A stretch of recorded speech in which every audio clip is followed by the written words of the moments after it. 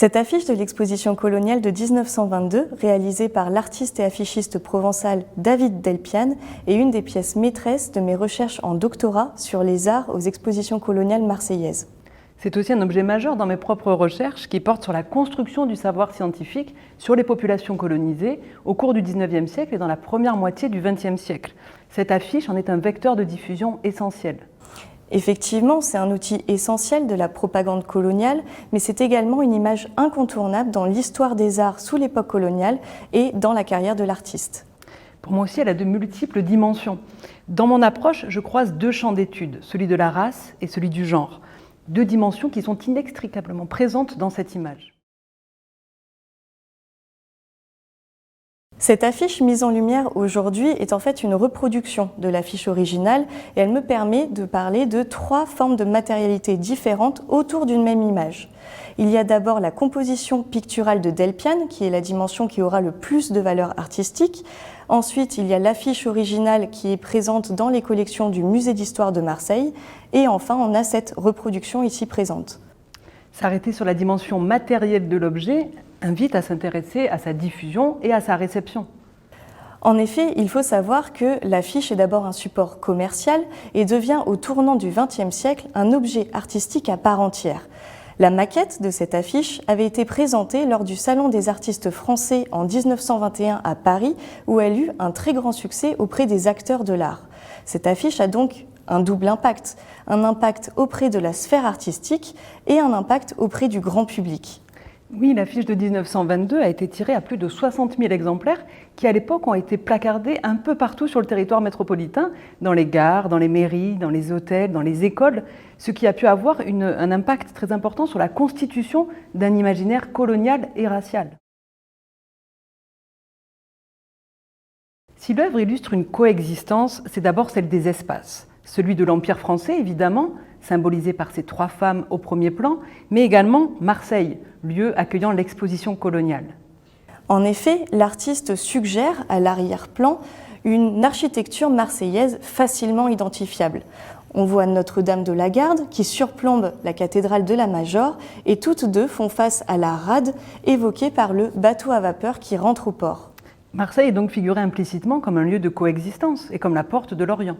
Effectivement, et quoi de mieux que l'utilisation de la palette lumineuse du mouvement orientaliste pour montrer l'éclectisme de Marseille.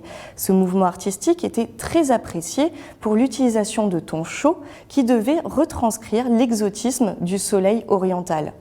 Et cet exotisme est révélé par ces trois femmes, qui sont de purs archétypes, destinés à incarner trois aires géographiques de l'Empire colonial, l'Afrique du Nord, l'Indochine et l'Afrique occidentale française.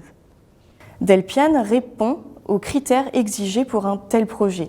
En revanche, il met en place un fauvisme timide qui s'observe par des contours très marqués et des couleurs vives.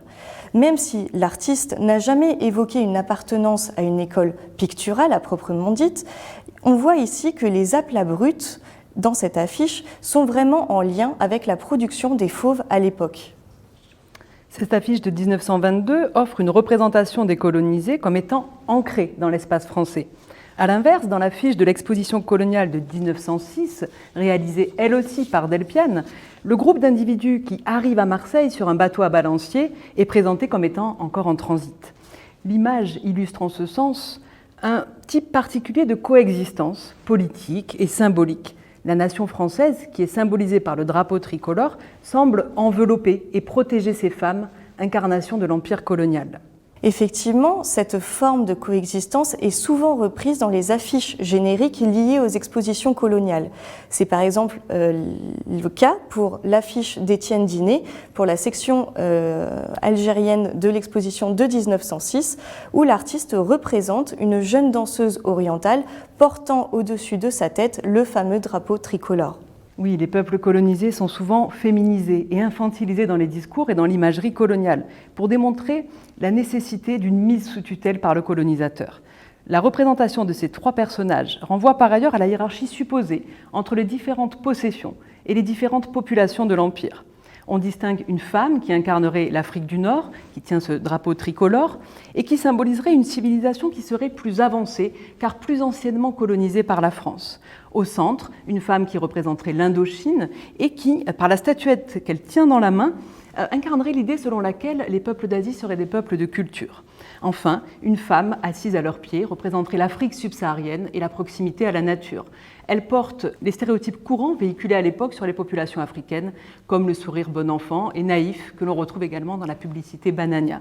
C'est une coexistence humaine, raciale, dans la phraséologie coloniale qui est représentée ici.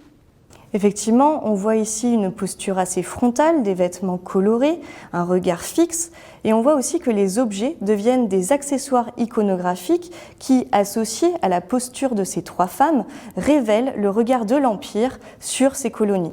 Et ce regard évolue si l'on compare cette affiche de 1922 avec une autre affiche de 1941 où les colonies sont incarnées sous des traits masculins et virils, ce qui est à comprendre dans le contexte de la Seconde Guerre mondiale, du besoin en hommes, en soldats et en main-d'œuvre.